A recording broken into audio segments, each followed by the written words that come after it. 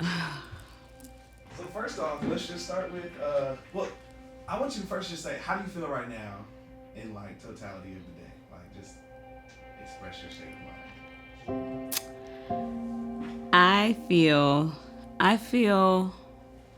like I'm watching somebody else's life, but I feel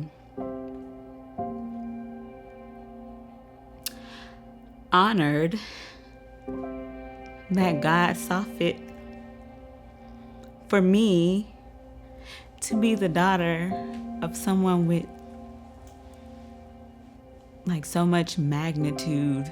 Stacy. Like Stacy. Stacy. Stacy. Stacy. Stacy. Stacy. Oh, Stacy. You know how they say not all superheroes wear capes. Some wear St. John's. Working for Stacy was amazing. It was an experience that I didn't even know I needed. And I remember seeing, I guess like the company come up and just looking. I just saw her. And I was like, I don't know who this lady is, but I think I want to work with her. And I drove through the parking lot and I looked up and there was the sign on the building. And I'm not really sure exactly why, but I just said, that's where I have to be. I just knew that this was the place where I was meant to be. This was where I was supposed to be. She was just that kind of person. And, like I said, meeting her, I knew she was special when I met her. Stacy just like dazzled me. I feel like when I left the interview, I just like couldn't stop talking about her and just like gushing. Like I felt like it wasn't real, I say that to everyone who interviews, who talks to me. This is a magical place. Because it wasn't like, regular interview questions, or it just wasn't how I imagined. In a way, I was able to be more authentic than I had ever been, like in an interview before. And I remember at the end, I was like, well, wait a minute, I don't even know, like, did I get that or not? Like, she was talking to me like I have it, like there was no question about me having it. So I came in with the shaved side and green hair at the time, okay? She loved it. And the minute I met her, it was over. It was over. She had on like a white suit and I was like, she is bad. I said, this woman is bad. Sometimes you meet people and you don't know the impact that they'll have in your life. And I remember talking to her before meeting her in person. And I'm like, oh, she's so cool. And the interview was just more or less us talking. It didn't feel like a job interview. It felt like Stacy wanted to get to know me. Just got to know me, and it's like she understood exactly what I meant when I said like, oh, I feel like I'm called to be a counselor. And she's like, yes, of course. And just, it's like, we spoke the same language, or she just like got exactly what I was saying. Or she wanted to know if I was someone that wanted to do his work and felt called to do the work. And I told her this is something that I felt called to do. And when I got here, I was really nervous, but she was so kind, so sweet, makes you feel comfortable.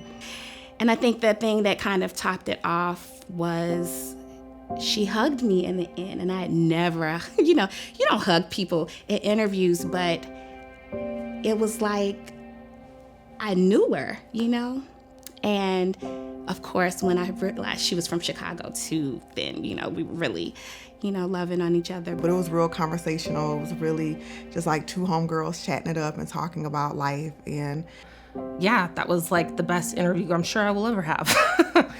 And I mean, it sounds so strange and almost even corny now that I just knew that Stacy was somebody that wanted to do good. And the fact that she wanted to do good work with me, I was just excited off of that. So I was honestly going off the thrill of like what we could manifest together. And we had similar visions. We wanted to be here where anybody could come. It could be affordable. People could be able to see a therapist of color in this area. And that was really important to me. That was very, very important to me. And so the fact that she had a vision that aligned similar to what I had, I was like, we could do this. I really think, and we did it. So the acronym ACCESS literally is Accessible Counseling and Career Support Services. Stacy was like, no, what we're gonna do is meet that person where they are and do our best to support them no matter what the book says. We're here and this is what we're gonna do. And that's how she was with all the clients. Like, it wasn't about this is the right way to do it. It's like the best way for the client to do it. And ACCESS is about really like giving you access to your best self, because literally every single one of us is here for a divine reason. And I mean, I always felt so like, I was just pinching myself the whole time, always. Like, I can't believe I work here. Like, I can't believe, I have the keys to this place. And I mean, it was just, magical, I just never wanted to be a part of something more. She made sure that things were together, like she was really concerned about the customer experience, right? And even the clinician experience. And Stacy was just so, I don't know, like just such a foundational presence for me.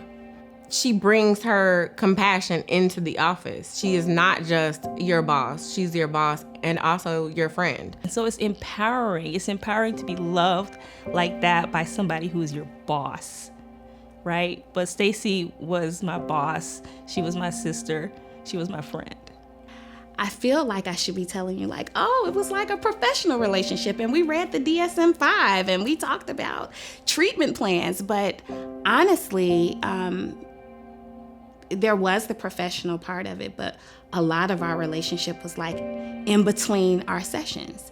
So it's a lot of things that I saw where she was helping, the therapist with things that had nothing to do with the business, had nothing to do with the office. And so I think that speaks volumes in now that she's not here and how much they miss her. Most of the time, if someone's boss passes, they're like, that's sad.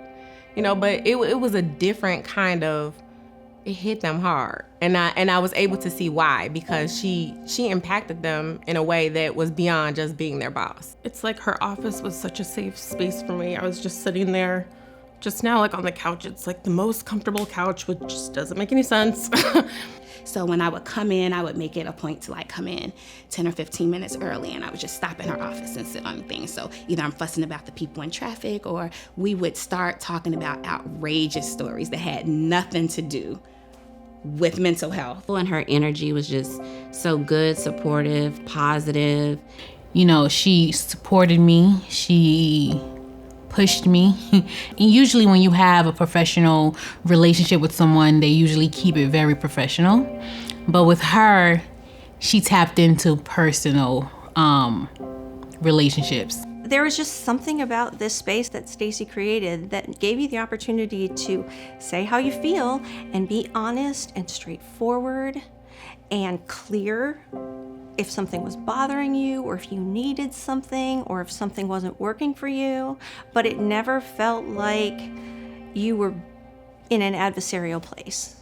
Every single person shared their ability to talk about their personal life at work. Is actually not normal.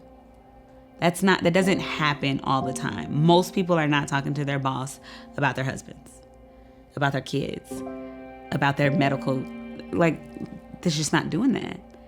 Working with her, I never felt like I worked for her. She never made me feel like this is my business and you just work here. You're just a part of the team. You're just a staff member. She made me feel like this is our business. We work together. It was also a part of like that family vibe. Like, we're just here, we're relaxing, and we would see people, and it was all about what we could do after we finished seeing our people. And at the end of the night, oftentimes, I always had like the latest clients, and so they would threaten to leave me. And I would be prepared to, like, a few nights I did have to like lock up by myself, but I remember the first time that I came out the office and she told me she was gonna leave, but she was there and she stayed. Like, she would stay every night. I don't know, she always just like fills you up a little bit, which is so amazing, that in all of your interactions with someone that you always left feeling filled up a little bit, Like that was part of her magic. Like I just loved, like she would always just be like, hey girl, hey. And I just like the sound of her heels tip-tapping through the hallway, like always just made me feel so like comfortable. You know, it was like the sounds of, you know, work. She was just an amazing person to work with, be around. You would just hear like peals of laughter and you would just know like, oh, someone's getting filled up too. So for me, it was like, it was work, but it was so much more than work. Like, cause after work, then we would go and grab food like every night, like when we could. And so not having her here, like that's the piece that's missing. Like, so now it's work. It always felt like there was going to be somebody there who had your back, and who could help you through whatever it was that you needed. Stacy and I, in particular, had a few clients that we shared, a few sets of couples where I saw one spouse and she saw one spouse, and then we would come together as a foursome and try and kind of work with them as like a full team. So, you know, because sometimes with couples, if they have a joint session with one therapist or the other, they can feel like somebody's not on their side. And so this way, everybody sort of had a representative. And those were my favorite sessions because we would learn so much from each other. She always had something in her back pocket, and it never worked out the way that we wanted. We'd always have a whiteboard and this whole plan, and it would go south immediately. And we'd just roll with it. And it was just wonderful and magical. And I think that every couple that had the opportunity to participate in that also thought that it was just really amazing. We just made breakthroughs. It was wonderful.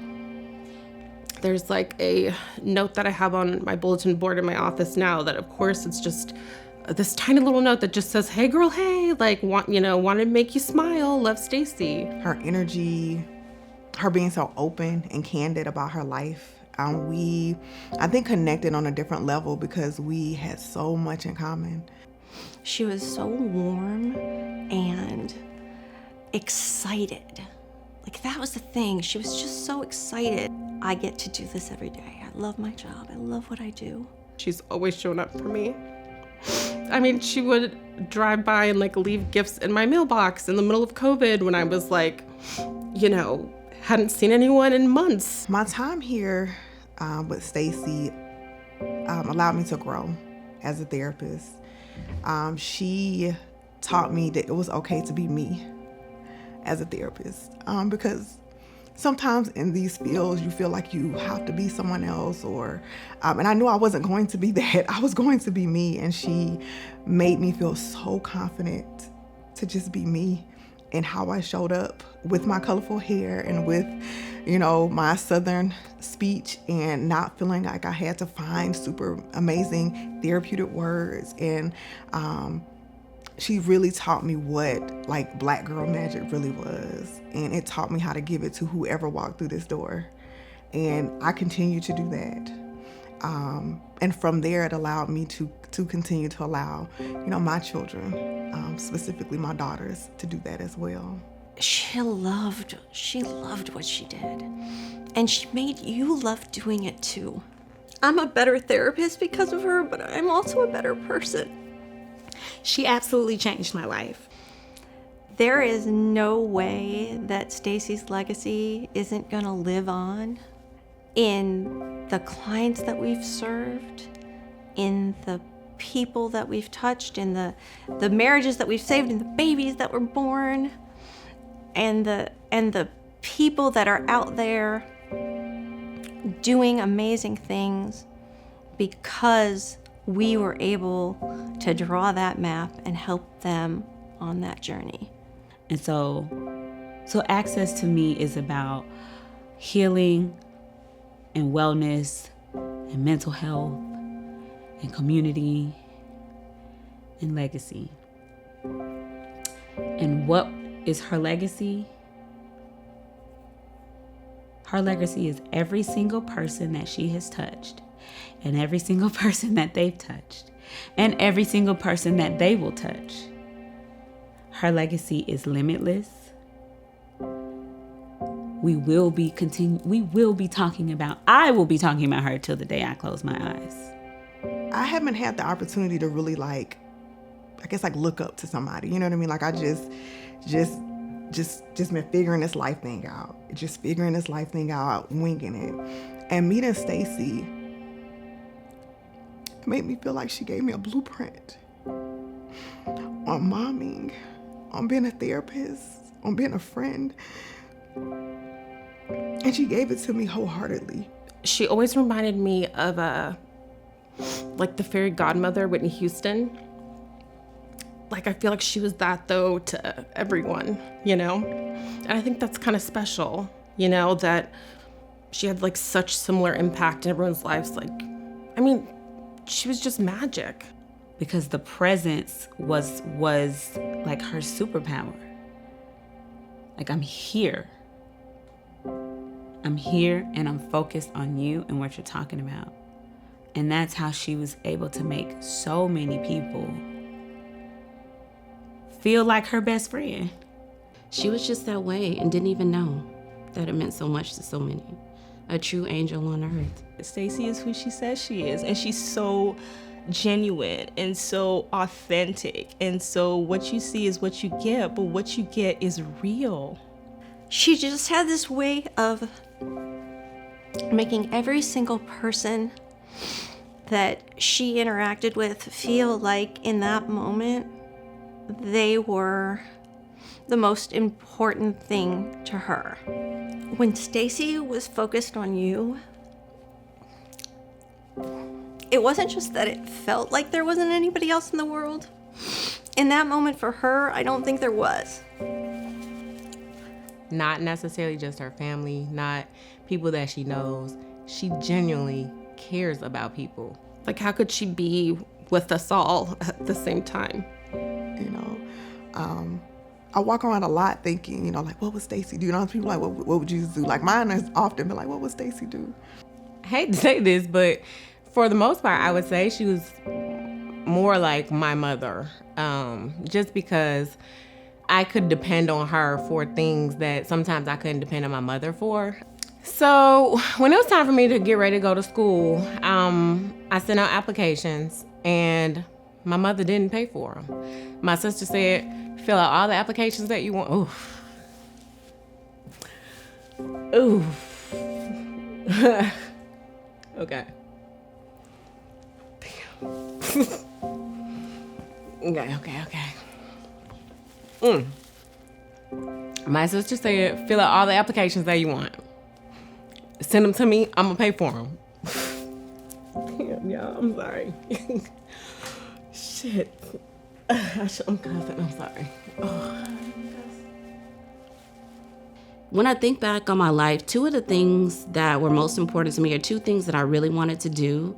One was to be in private practice, and the other was to be a part of Alpha Kappa Alpha. And Stacy was instrumental in making both of those things happen for me. So it means everything to me. I remember going out once with her with one of the rewind things, and I remember her just like pulling out her card and paying for everybody, and I was like, I cannot wait till I can do something like that. And I do. And so I wanted her to know, like, girl, I'd be like, I got y'all. And anytime I do it, I think about her, because I know that me seeing that and being a part of that kept a grind in me to want to be able to be a woman that could do that for people. Like, every single person in my life that knows me, they know of Stacy. If they hadn't met her, and I would make it a point because, you know, I have family overseas. If they came here and they visited, I would make sure I brought them to the office because I'm like, you have to meet Stacy. Stacy was quiet when she wanted to be quiet, but she was loud when she needed to be loud. So I knew Stacy in her 20s, okay? See, y'all knew healed Stacy. Y'all knew executive. I knew Southside Chicago Stacy. You know what I mean? Like that thugness. I don't even know if that's a whole, but she just had this charisma about her, this, like, I'm a thug, don't play with me. Who the fuck made this rule up about everything? But that was my mom. Just one of those, like, down ass women, not afraid of anything or anybody, because when you have gone through what you've gone through in the South Side of Chicago and in life, and growing up in the South Side of Chicago in the 70s and 80s and seeing what addiction and drugs does to families, I don't know if it made her fearless, but it didn't. It gave her the courage to push through fear. But I think the intentionality was just on a whole nother level after she got diagnosed with cancer. It was just a whole nother level. Every second of her life was intentional. She is. Okay? She is. Ooh.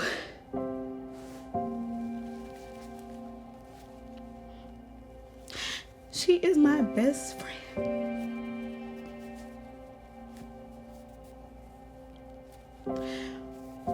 She's my best friend.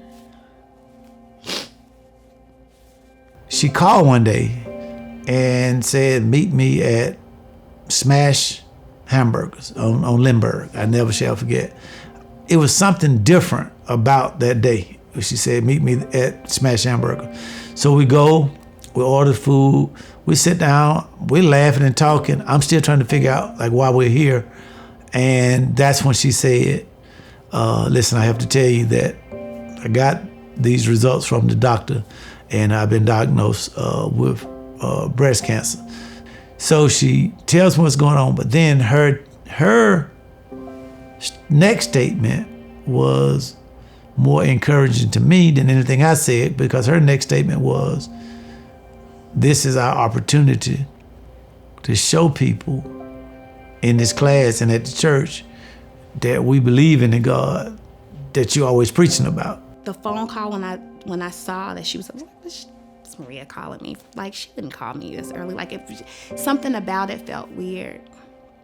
But it was like hearing the words. It was awful. I want to go back to the moment. How did you find out her cancer returned? I was on Facebook, and you had bought her some boxing gloves.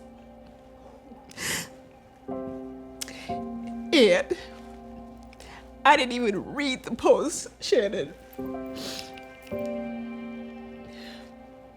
I didn't even read the post. I logged into Facebook that day and I saw the boxing gloves and I said, okay, it's a fight. Another fight is upon us. And that's how I knew. And I texted her immediately. And I was like, oh, we're gonna beat this. We're gonna beat this again. You beat it already. I said, we're gonna beat this again.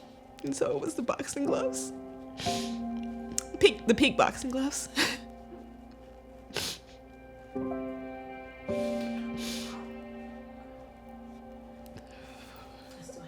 You still have them. Stacy said that she's not gonna do chemo or radiation or none of that again, and she would explain to me how painful chemo was and she'd never want to go through that again. So she went from, so prior to cancer the first time, she would have all these jokes about, if I die, like, if I die, bury me in the front yard and put on a tombstone in front of my house. No bitches allowed. She didn't ever say she was afraid, to go for her surgery. But when I gave her, I was like, well, I have something for you or whatever. And when I gave it to her, you could see like the tears in her eyes, and we hugged, and like we never said it. But it was, and honestly, I'm not even sure if we've ever hugged since the interview.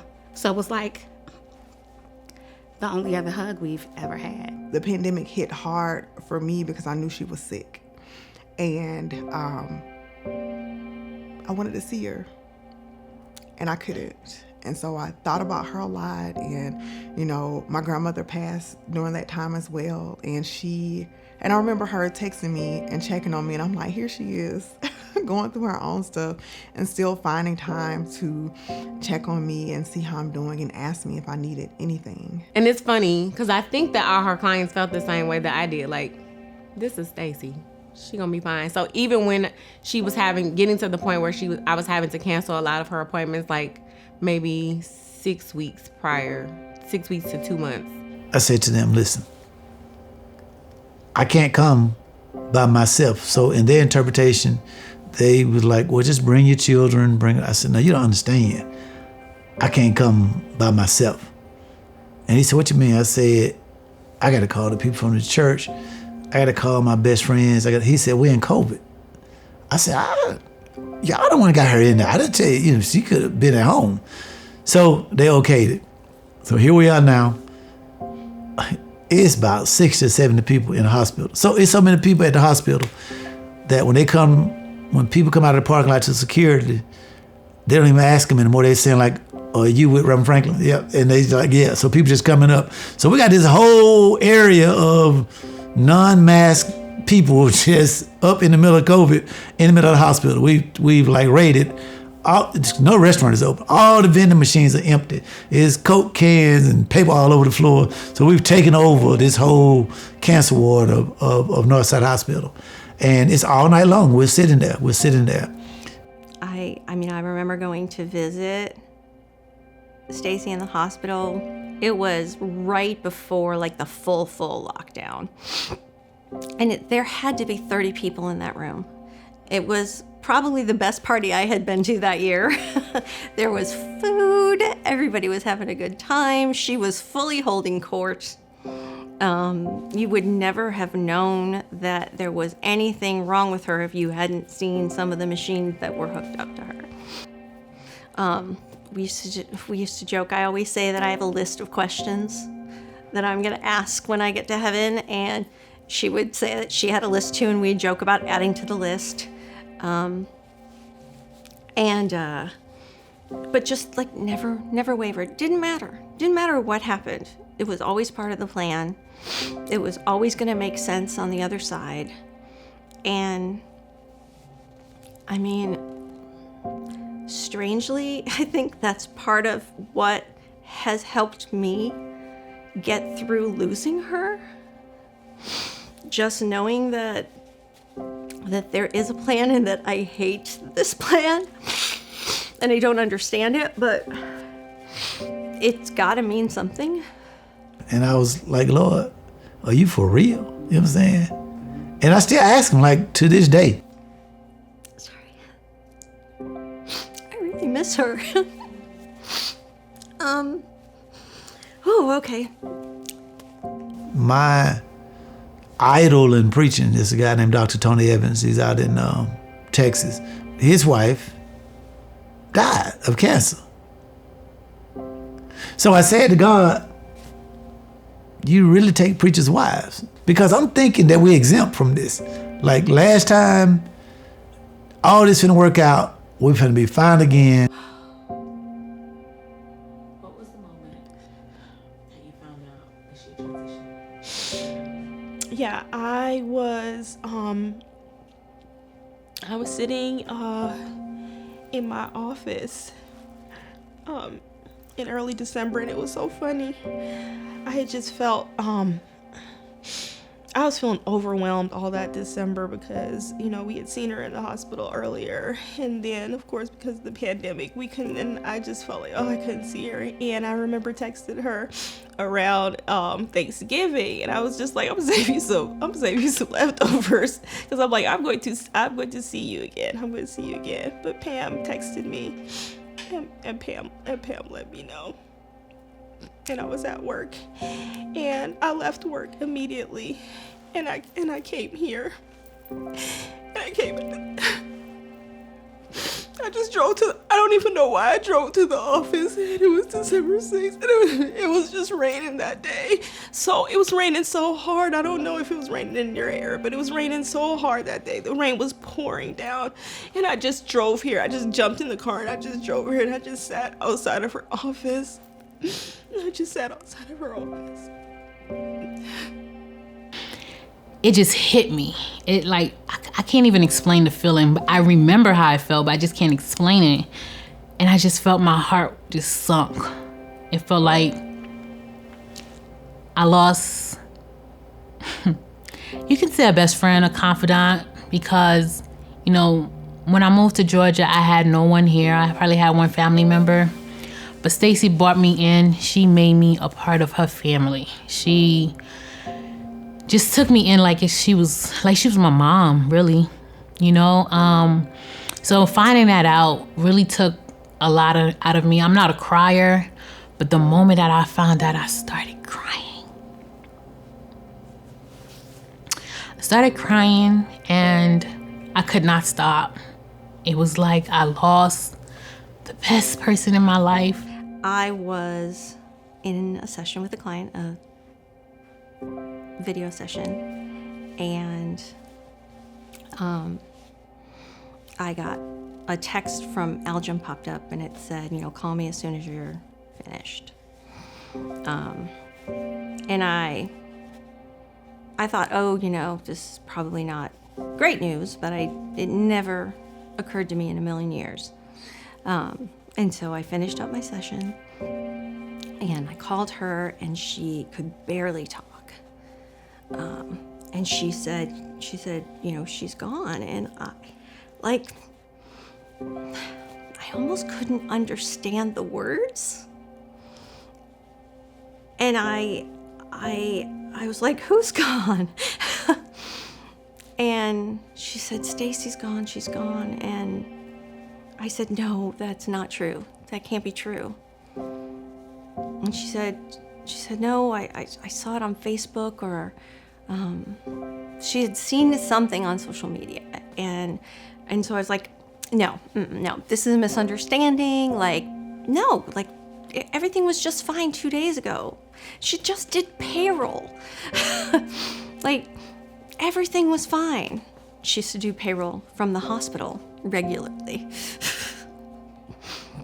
Do you remember the meeting where she tried to come to the meeting while she was on the ventilator? Yes. Oh my God. And then I just got through the day, and then I went downstairs and I told my husband and cried for about an hour and a half. I'm not sure that I've done anything harder than calling her clients and telling them that she was gone. And I went through 27 hours of labor. Even though she's gone, I feel like she's like giving me like the gift of her voice. Like I can hear her very clearly, you know, like I can, you know what she would say in moments. In my culture, like if someone passes away, like you like pour like a drink and have like a drink with them and you talk to them. And so it took me a couple weeks because I was so pissed at her. But I, you know, sat on my back porch and like got a blanket, and I like poured wine for myself, and like I didn't want to waste the wine, so I put like water in her wine cup, and then was like laughing because I know she would be like, girl, please. Just like, no, like I don't believe I ever saw her drink any water. Like, and we were talking about that too, just like water's gross, no. And so I just remember like laughing, you know, that was the beginning of my conversation with her, you know, and I was able to just be with her, you know, one last time, and just like it was really powerful. You know, it gave me something that I really needed. If you could speak to her one more time, you had a minute with her one more time, what would you say? That I love you so much, and that we miss you so much, and that, as always, She's inspiring us to do better and to give. Like, she's the most generous person with her time and her love. And I feel like that generosity, that's something I will try to do in her honor. I'm going to take that and continue to be generous. Like, she just had such an overabundance of love. And I feel like she kind of healed parts of me in that way, you know, and showed me that, like, it doesn't matter, like, how things are, how you're raised, or where you come from. Like, there is more where that came from. And so she helped me grow up. I mean, how lucky is that? I would tell her that I love her and that I miss her and that she changed my life. I would tell Stacy, thank you. Just thank you. She left me with so much. And like I said, I always feel like it's weird because I'm like, she left so many people with so much. Thank you for making me feel like I was the only one in the room with you. I would say thank you. I love you. And you are so missed. She is so missed. I don't think there isn't a day that goes by that I don't think of Stacy. There's always something that reminds me of her. And so I would just say, Stacy, thank you. I love you. I miss you. And your life was well lived. I would say I love you more than anything in this entire world. I think that there are so many things and lessons and life lessons that I probably at the time didn't acknowledge, that I wish, that I think I implement now, but I wish I would have paid more attention to then. I would like to say that if there's anyone in my entire life who made a difference in my life, it would be her, more than anyone. I cannot say or express just my gratitude, my heartfelt love for my sister, and I think that I couldn't even express the daunting task that it is right now to just my heart is heavy every single day to try not to just be sad about her not being here. And I loved every single moment. I complained about them because, you know, she make us go to the mall all day. But I wish I could have it all back. I would do it all over again, be at the mall from the time it opened to the time it closed.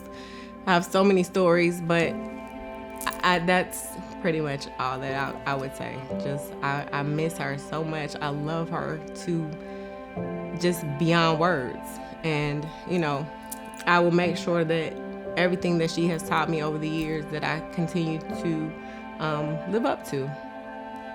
When she died, when she passed, when she transitioned, the outpouring of stories that were shared, I think I was more surprised then to think through, like, I think it was to think through, and maybe this is for today. It's like, how do you find the energy and time to be so good to so many people? And so when she passed, that whirlwind of a time, I just knew that part of my purpose on earth as being her daughter was to share her story. You know, you got a front row seat to some real magic. And now it's time to go create your own, you know? That's how I feel.